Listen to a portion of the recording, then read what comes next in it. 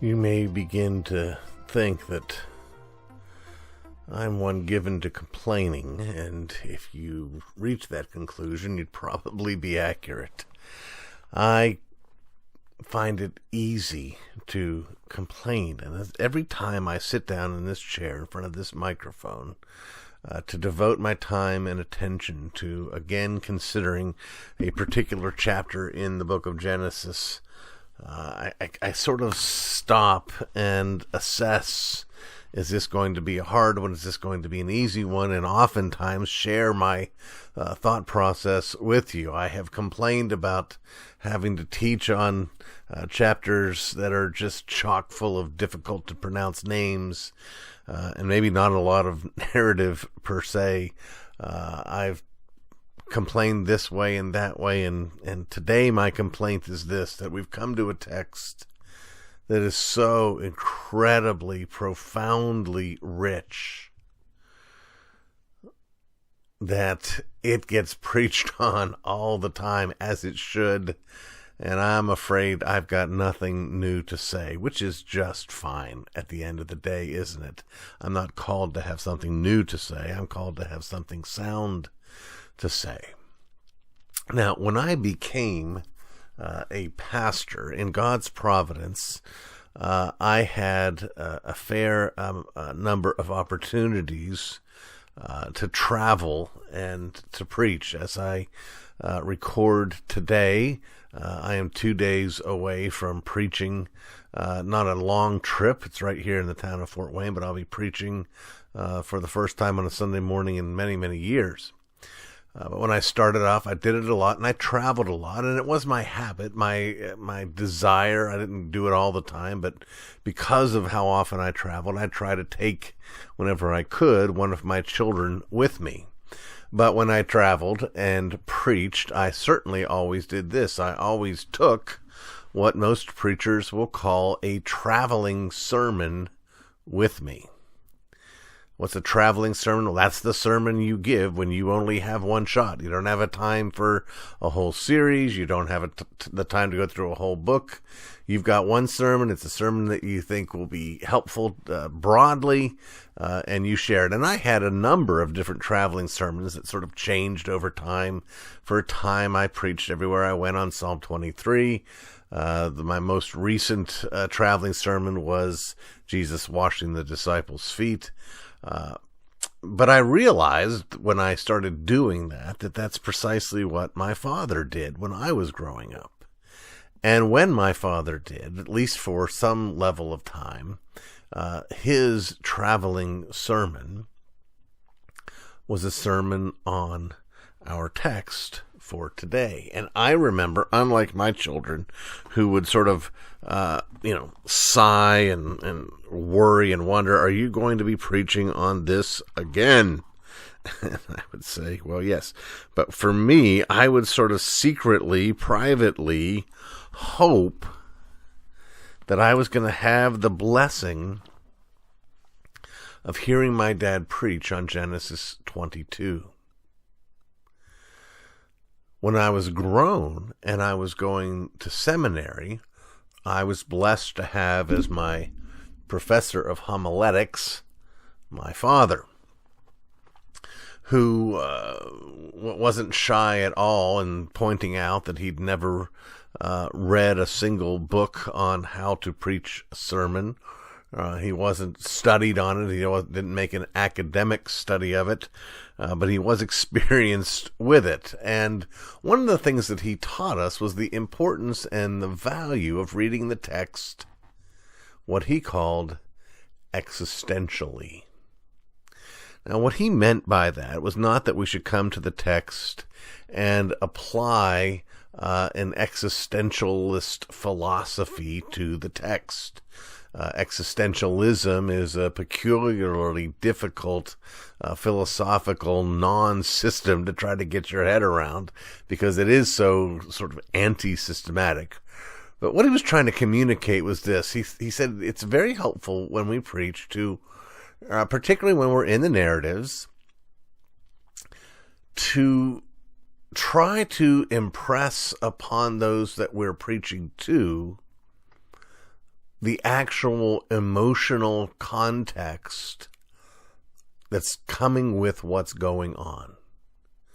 So what he would do when he would preach through this text is he would put us in Abraham's mind, in Abraham's heart. He would ask us to imagine that when God said, I want you to sacrifice your son,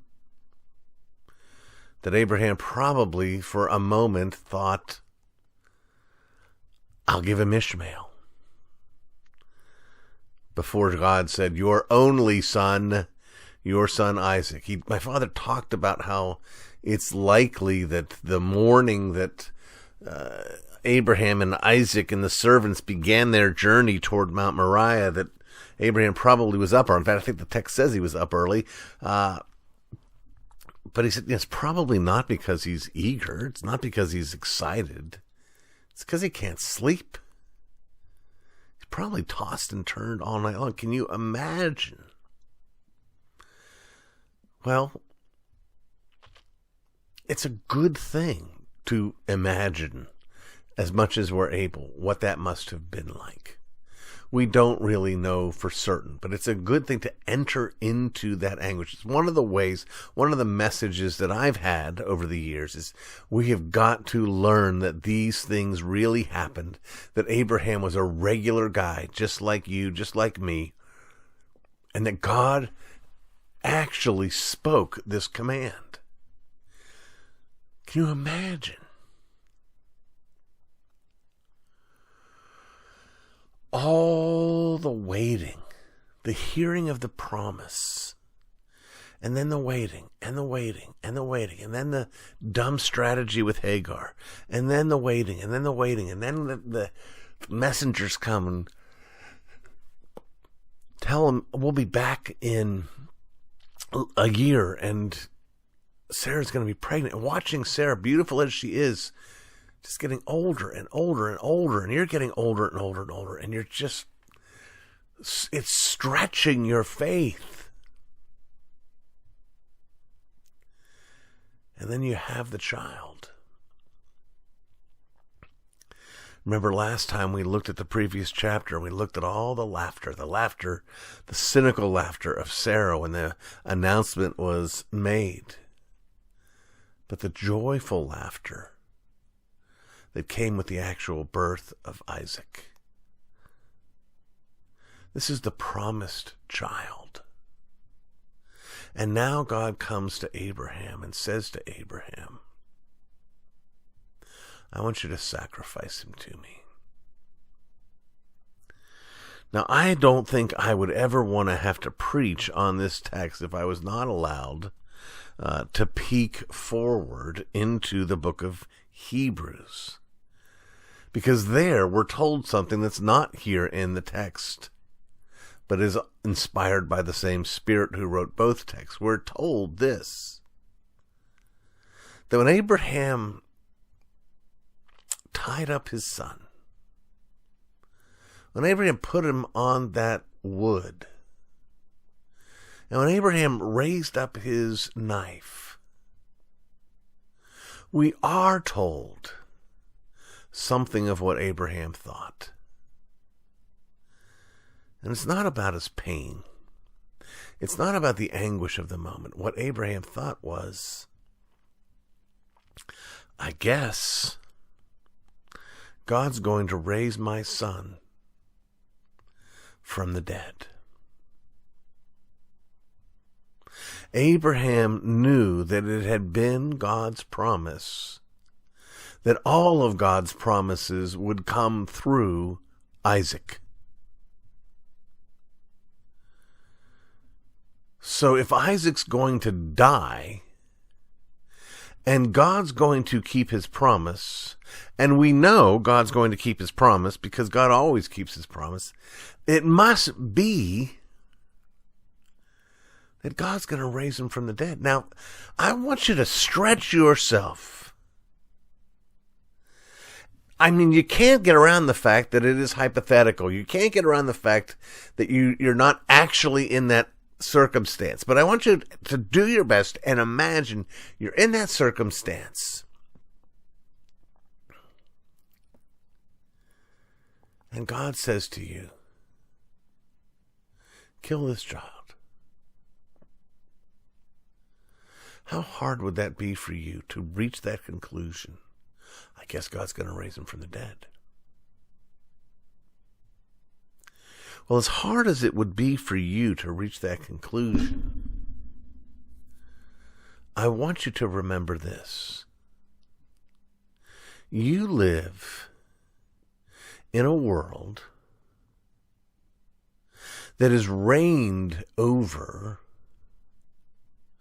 by Jesus of Nazareth, who was raised from the dead, whose resurrection is the pivotal moment of all of human history. You live in a world in which this same Jesus, before he died and was raised from the dead, this same Jesus stood outside the tomb of Lazarus, who'd been dead for 4 days, and spoke with all the authority that created the universe, Lazarus, come forth. And Lazarus is raised from the dead. We live in a world in which, as we read through the Gospels, we see Jesus not just giving sight to the blind, not just making the lame walk, but raising people from the dead. And then, in the narratives after his ascension, we see the same kinds of miracles, including raising people from the dead, happening from the apostles. That's the world you live in. The world Abraham lived in, Jesus hadn't been born into that world yet, let alone died and been raised again. The world in which Abraham lived, no one had ever been raised from the dead, and nothing had ever been spoken about anyone being raised from the dead. There is no resurrection category in Abraham's mind. But it has to exist. That category has to come into being. Because Abraham believed God. Abraham looked at the promise of God, that the promises of God would come through Isaac. He looked at Isaac down on top of that wood, all tied up. And Abraham thought to himself, this I gotta see.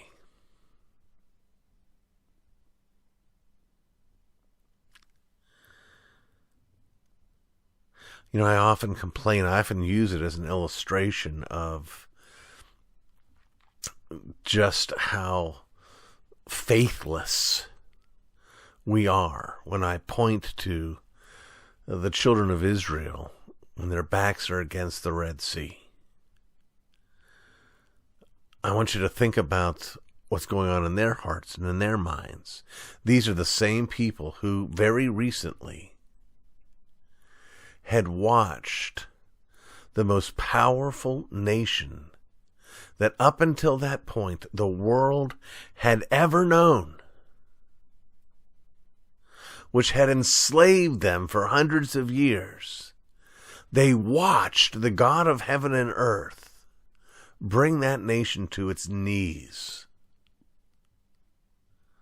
The very people who had enslaved them sent them on their way carrying every bit of gold and silver and jewelry that they had. They had lived through the original Passover,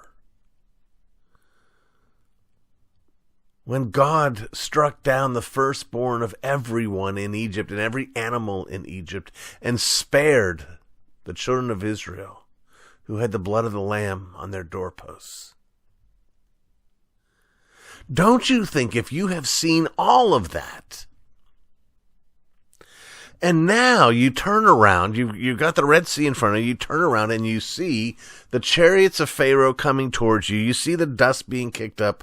Don't you think your immediate reaction is going to be to grab a lawn chair and sit down and say, I can't wait to see what God's going to do here? You know, it's been weeks since we've seen one of God's amazing miracles. I've gotten used to seeing them. I want to see another. What is he going to do this time? It's going to be amazing, whatever it is. It's going to bless me, whatever it is. I just can't wait to see it. Wouldn't you think that would be their response?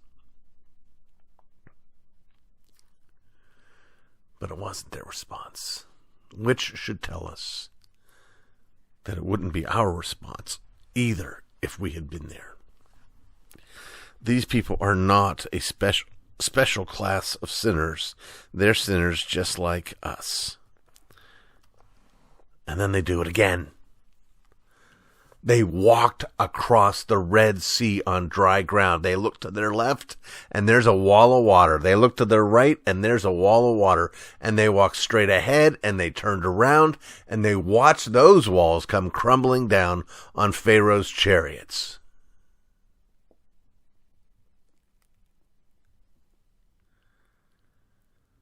And then when they sent 12 spies to look at the land, the promised land, the land God had said, I am going to give to you, the same God who helped them walk on dry ground across the Red Sea, who brought Pharaoh to his knees, they had 10 of them come back and say, well, there's nothing God can do here. That's not Abraham. Abraham is the father of the faithful. Abraham believed, and it was credited to him as righteousness. The thing that defines Abraham as a person is given its sharpest, starkest, most powerful illustration in this account, in this chapter, in this true historical event, because Abraham believed God. He came within inches of killing his son.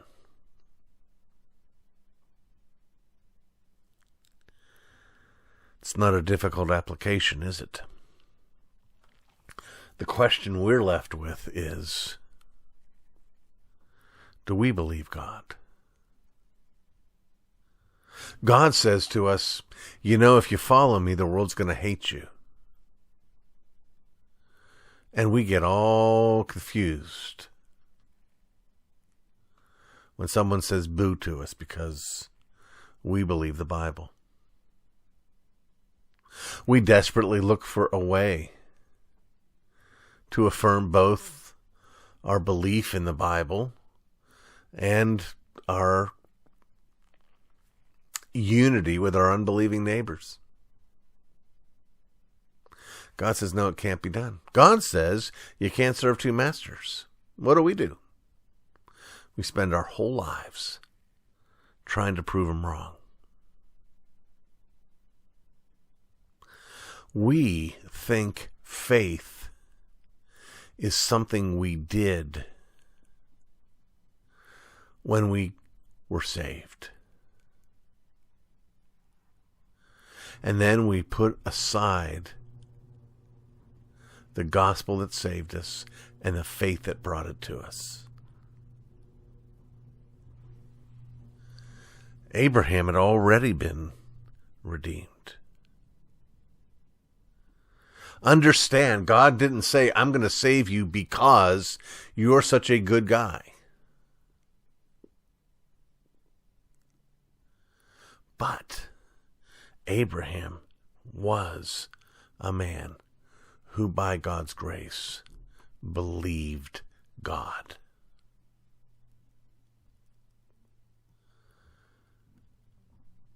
Wouldn't that be something? Wouldn't it be something if when you died or when I died and someone stood up to give a eulogy about us, what if all they had to say was, he believed God.